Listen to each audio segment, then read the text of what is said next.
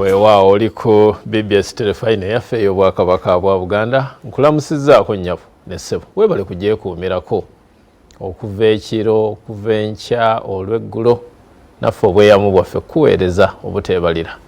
musajja wa Kabaka biri muye matofu munnakalungu munnabuddu nzikalidde ne bannaffe aba KHINTU Properties Ltd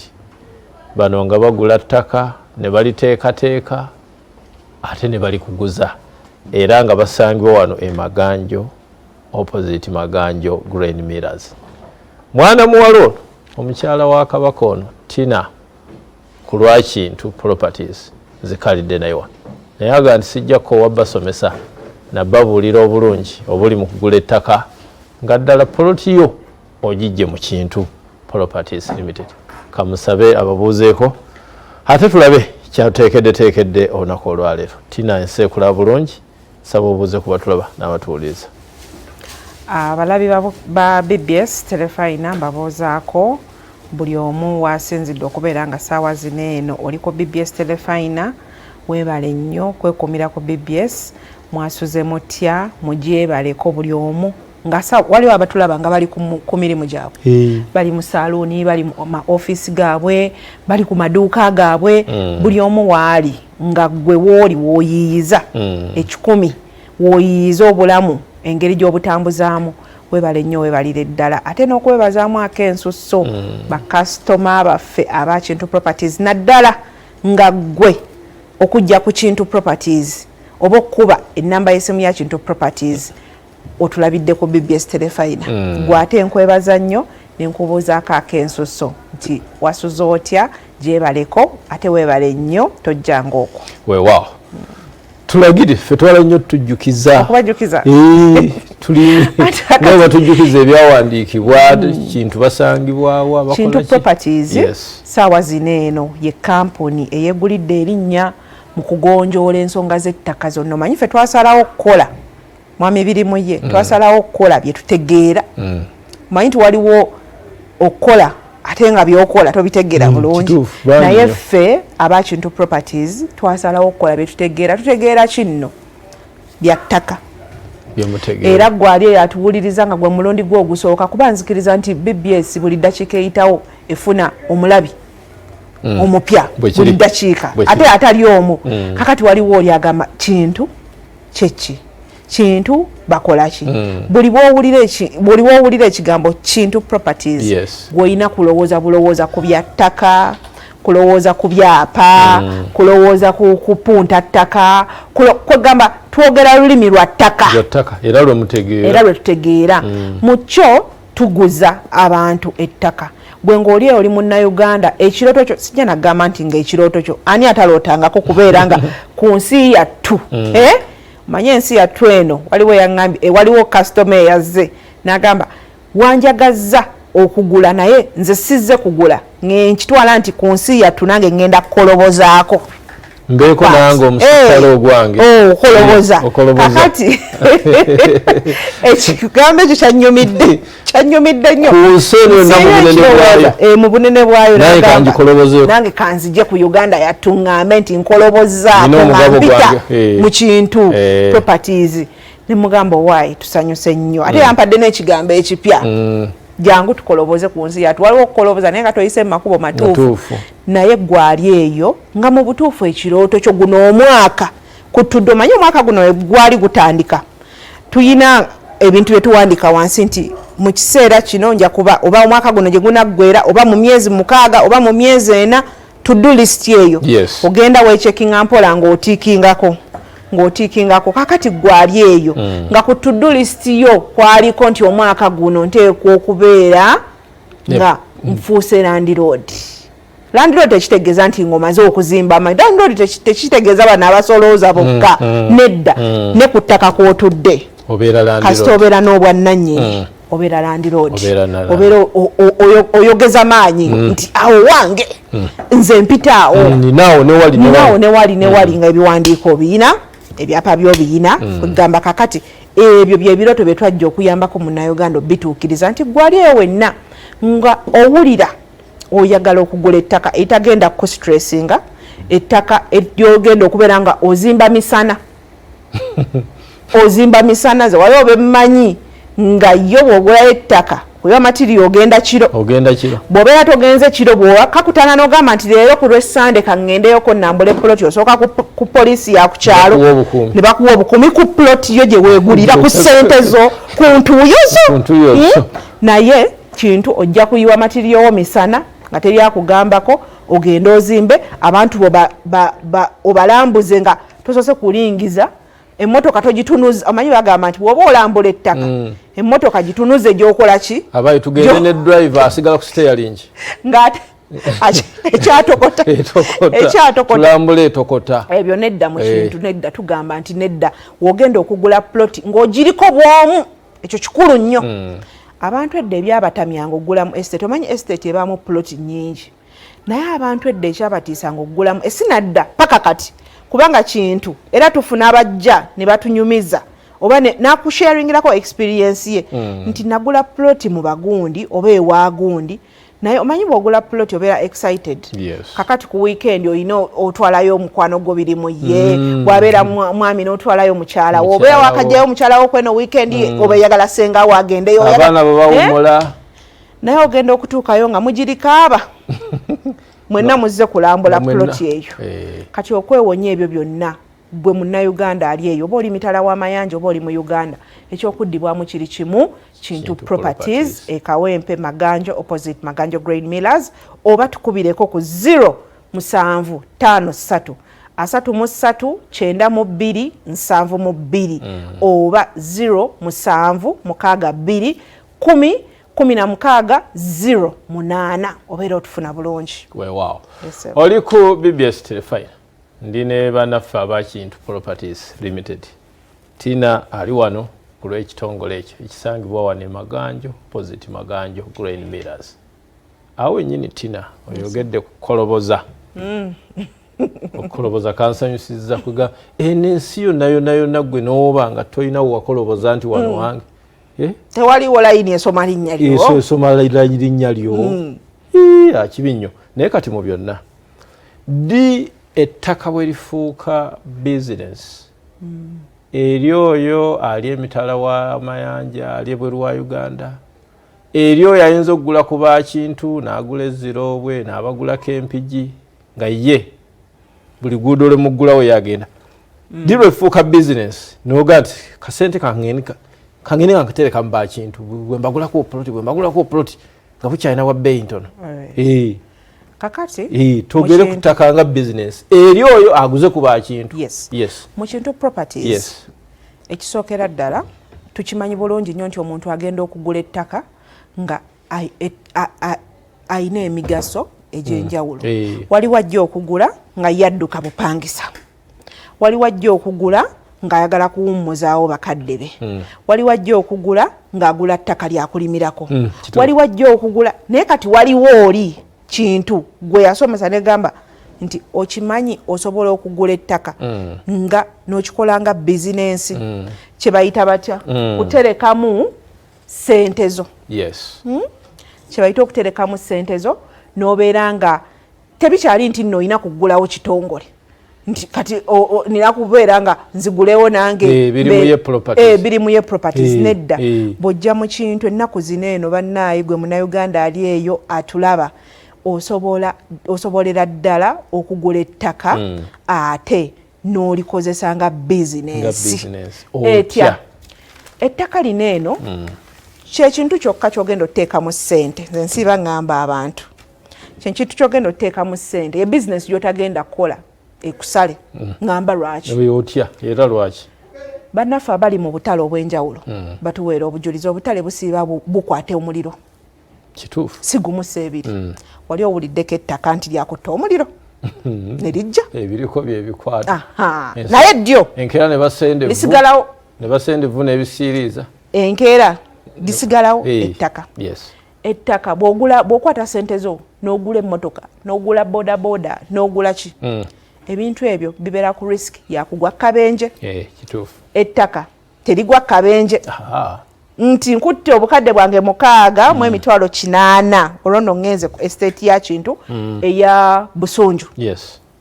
mu emitwalo 8 nti sente ezo ziricha nga zibuze tikisoboka ziricha ettaka eryo nti ne limogokako nedda bagenda ditomera mbere nga nino gena mu garage nedda baliribbako side mira ettaka teriyina risk gye liyina kwe kubeera nti nno ebiwandiiko mpozi ng'oguze nga tolina biwandiiko bituufu naye bw'ogula mu mitendera emituufu kati nga bw'omukisa ne gukwata n'ogula mu Kintu Properties ettaka olikozesa ate nalyo lyawukana si nti buli wamu ogenda teekawo ettaka ogenda teekawo ssente z'omu ttaka mu ngeri ya bizinensi olwo tukusomesa ploti zewanditaaseemu ettaka nti njagala mu mwaka nga guggwako sente zino zibeere nga zeekubisizzaamu ploti zino zirina kufaanana zitya awo wennyini wenjalo nange mbuusa yensonga nyina kugula oluguudo ki oyina kugula oba bitundu ki oyina kugula ebitundu sigenda bimenya naye ettaka eryo lirina kubeera bwe riti ebuwanvu kika lirina kubeera ng'ebbeeyi nsaamusaamu ng'ebbeeyi ya wansi lwaki oligula ng'ebbeeyi ya wansi nti ate bwe lirinnya gwe aliguze gwaganyulwa olwo litandise okukola ki enkulaakulana ekusanzeeyo ettaka erikula lyeddungi okuterekamu ki sente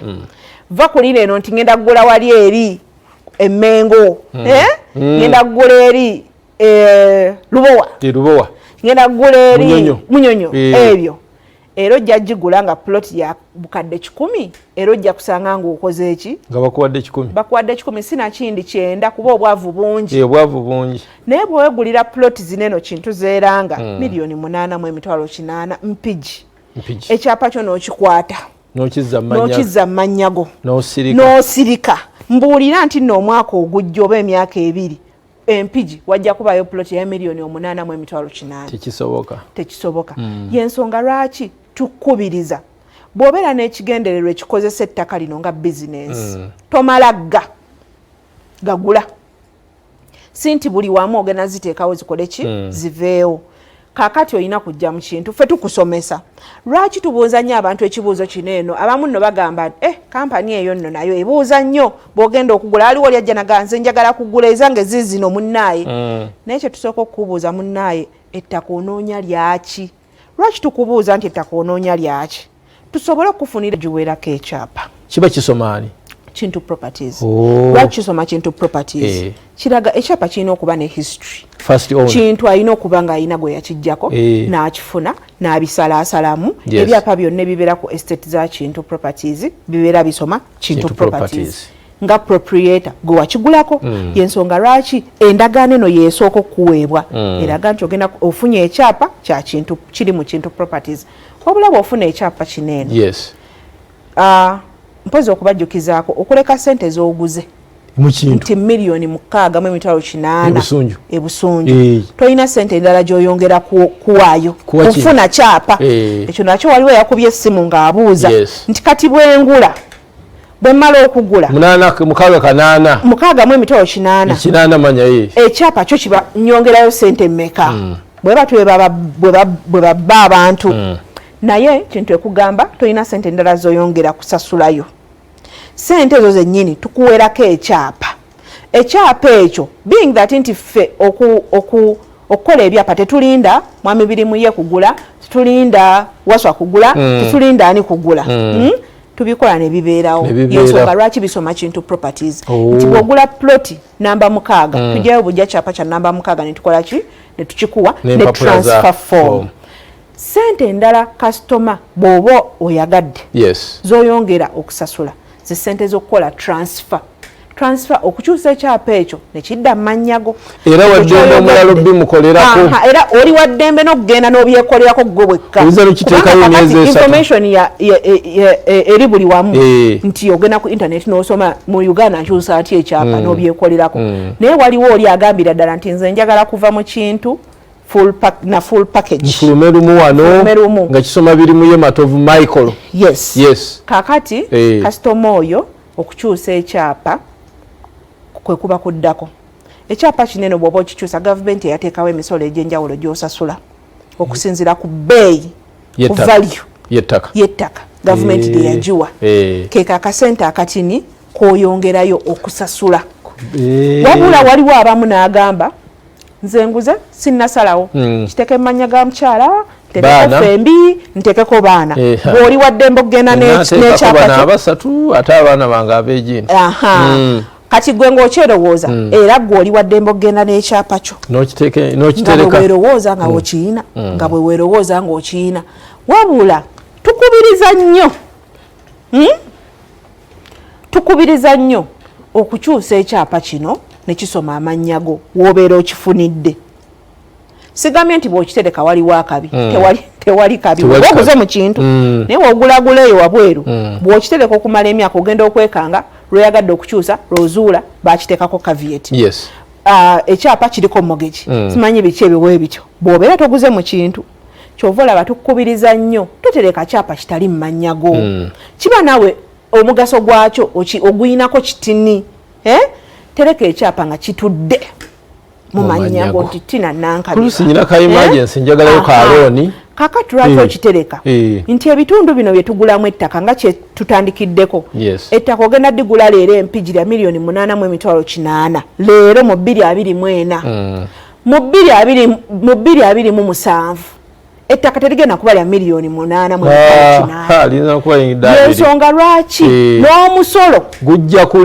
kubanga gulinnye kubanga omusolo bagugereka okusinziira ku ki ku value y'ekifo so kakati ploti gye wagula mu 2009 nga ya bukadde 2 sawa zino eno ya bukadde 5 6 era bajja kusaba omusolo gwa bukadde ki value eriko kati so y'ensonga lwaki toyina kitereka n'ekirala kati ogumira otya nti nakoloboza nga wakoloboza amanya tegasoma gago wakoloboza bulungi nnyo webale nnyo naye okubeera okukolobozako mukwano kyusa ekyapa ekyo awo engambira gwali eyo waliwo abali ewaka eyo muyina ebyapa biri manya ga bagenzi tekisoma manyago tewakibba yes biri naye nga kiri manya ga mugenzi ekyapa ekyo tekikugasa kwata ekyapa kirete mu kintu tujja kubula ne bweba family kati family tujigaidinga naddala nga ebintu biri manya ga mufu tubagaidinga mulona muti administrator afuna atya letters of administration ezibawo obuyinza oba ezibawo obuyinza tubagaidinga kati tobeera eyo oyina ekyapa si kyamufu naye yakuguza waali naye tomanyi babitandika batya ntandikirawa valiwa musangawa omusolo nsasula gwenkanaki mbigobako ntya tomenyeka nakyo keera bukeezi kumaca jangu ekawempe maganjo oba tukubireko ku 0753 33 92 72 oba 0762 10 enamba ezo osobola n'ozisindikako message ku WhatsApp wakati WhatsApp yatuyambako nnyo nti communication eyanguwa sindikako obusindisika message obudde bwonna tujja kubeera nga tukuddamu bulungi. Olwaleero nsaba nkwerekereze okutuusa ate olunaku olulala nsaba osiibule akasembayo akalowoozo akasembayo njagala okukubiriza omukyala ali eyo ewaka kanoko k'abakyala omukyala ali eyo ewaka osigala waka otetenkanya kameeza ke bakulekera omukyala oli mu katale omukyala oli ku mulimu bakusasula musaala totya kutandika omanyi abakyala tulwawo nnyo gathering confidence naddala mu bintu by'ensimbi kati omukyala ali yawulira agamba milioni 6 ze nzijjeewa totya jangu zonna z'oyina zijja kutandika Ssaabasajja Kabaka wangaali sijja kusukkakaawo okujjako bagamba nti mukube ennamba z'essimu ezo ez'abanaffe aba Kintu Properties Ltd okumanya ebisingawo kibanja mpola bamutwala lambula siima tandikako totya kutandika buli otya okutandika tolitandika Sajja Kabaka abirumye matofu Katonda abakuume Ssaabasajja Kabaka wangaali.